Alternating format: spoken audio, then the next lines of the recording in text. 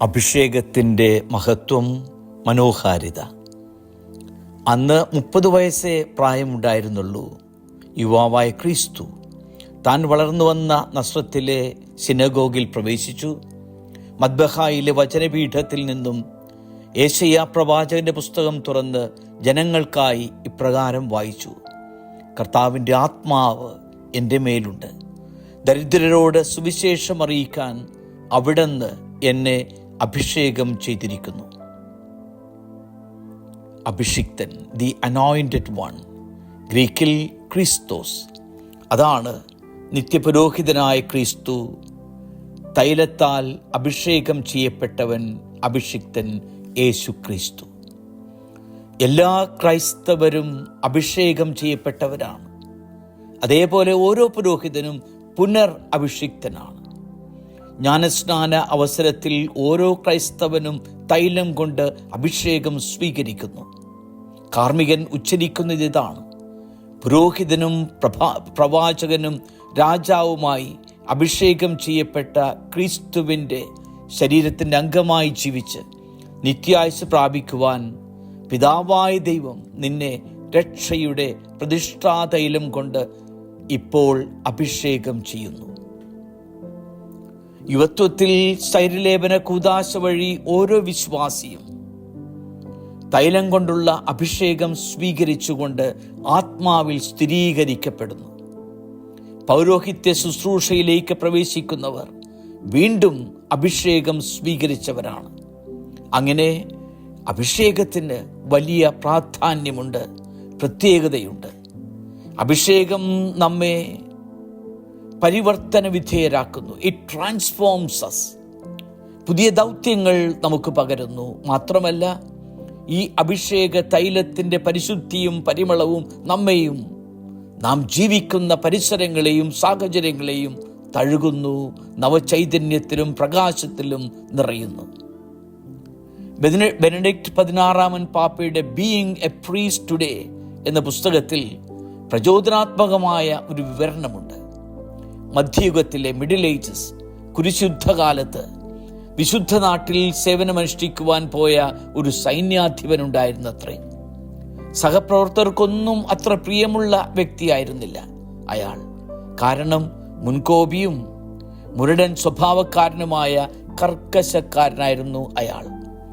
ഒരിക്കൽ അയാൾ യേശുവിൻ്റെ കബറിടം സന്ദർശിക്കാനിടയായി. അവിടെ കത്തിച്ചു വച്ചിരുന്ന എണ്ണവിളക്ക് അയാൾ ശ്രദ്ധിച്ചു. ഒരു ചെറുതിരുനാളം ആ കുടിസുമുറിയിൽ പരത്തിയ ഇത്തിരി വെട്ടം അയാളെ വല്ലാതെ ആകർഷിച്ചു.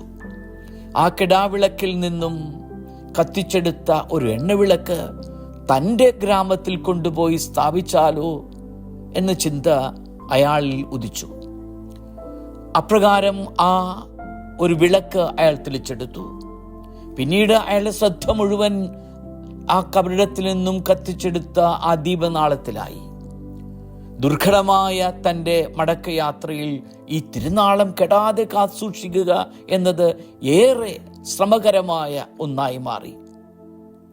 അയാളുടെ മടക്കയാത്രയിലെ കുതിര സവാരിയിലും കപ്പൽ യാത്രയിലും ഈ നാളം കെടാതെ ഇങ്ങനെ കാത്തു സൂക്ഷിച്ചു. രാവും പകലും യാത്രയിലുടനീളവും ആ ചെറുതിരുനാളം മാത്രമായി അയാളുടെ കൺമുൻപിൽ. അങ്ങനെ നാളേറെ സഞ്ചരിച്ച് അയാൾ സ്വന്തം നാട്ടിലെത്തി.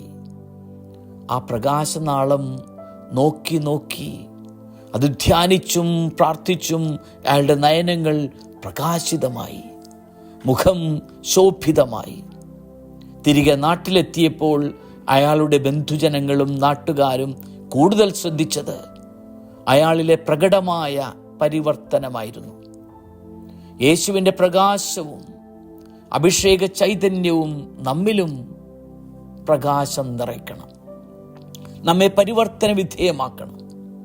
നമ്മുടെ അഭിഷിക്ത ജീവിതം ക്രിസ്തുവിൻ്റെ സ്നേഹപരിമളം സമൂഹത്തിൽ പ്രതിഫലിപ്പിക്കുന്നതാകണം. യോഹന്നാന്റെ സുവിശേഷം 12 അധ്യായത്തിൽ വിലയേറിയതും ശുദ്ധവുമായ ഒരു കുപ്പി നർദ്ദിയൻ തൈലവുമായി യേശുവിൻ്റെ പാദാന്തികത്തിൽ വന്നിരുന്ന് തൈലാഭിഷേകം നടത്തുന്ന പാപിനിയായ പാവം സ്ത്രീയെപ്പറ്റിയുള്ള വിവരണമുണ്ട്.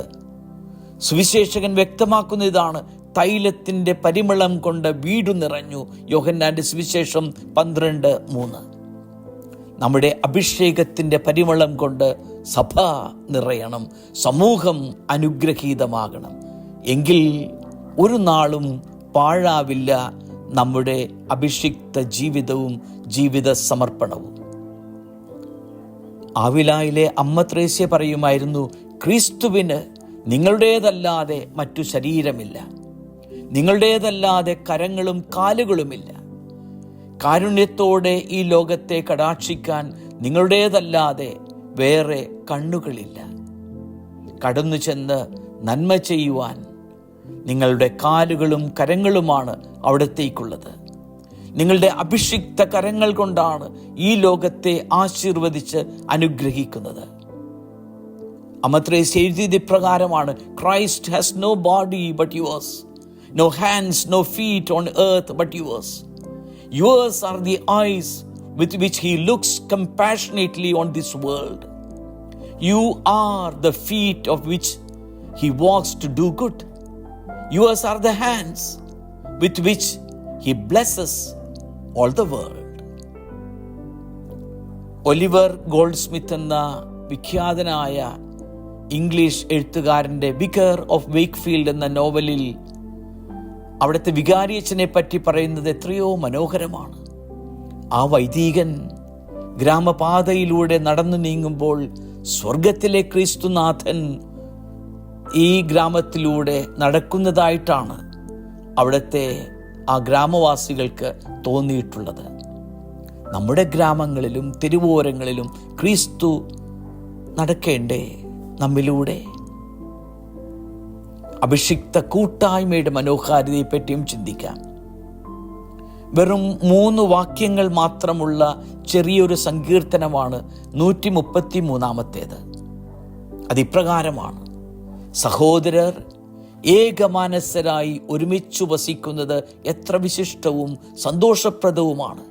അഹറോന്റെ തലയിൽ നിന്നൊഴുകുന്ന അമൂല്യമായ അഭിഷേക തൈലം അതുപോലെയാണത്.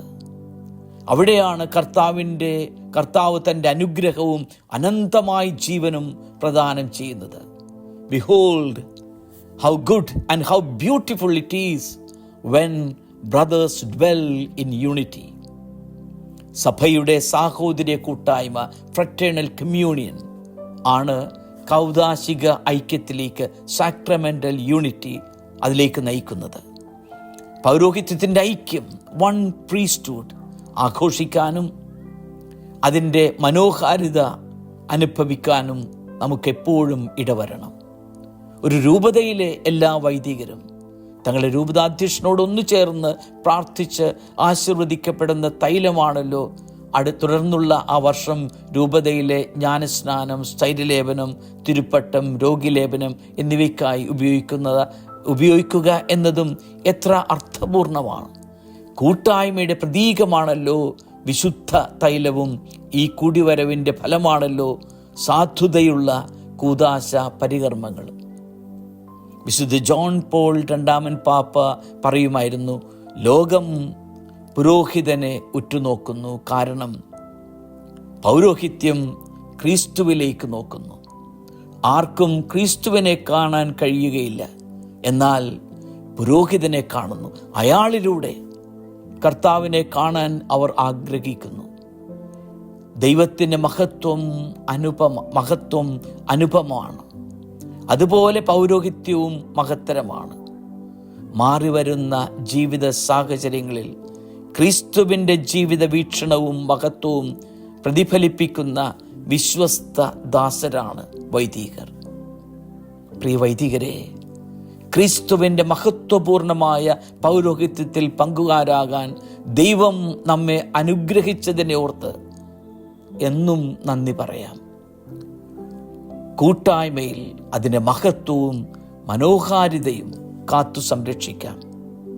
സ്നേഹമുള്ള സഹോദരരെ, നമ്മുടെ എല്ലാ വൈദികർക്ക് വേണ്ടിയും, വളരെ പ്രത്യേകമായി നമ്മുടെ ജീവിതത്തിൻ്റെ വ്യത്യസ്ത മുഹൂർത്തങ്ങളിൽ നമ്മെ സഹായിച്ച വൈദികർക്ക് വേണ്ടി നിത്യപുരോഹിതനായ ക്രിസ്തുവിനോട് പ്രാർത്ഥിക്കാം. ജ്ഞാനസ്നാനത്തിലും സ്ഥൈര്യലേപനത്തിലും നാം സ്വീകരിച്ച ആത്മാവിൻ്റെ അഭിഷേകമനുസരിച്ച് കൂട്ടായ്മയിൽ ജീവിക്കാൻ നമുക്ക് പരിശ്രമിക്കാം.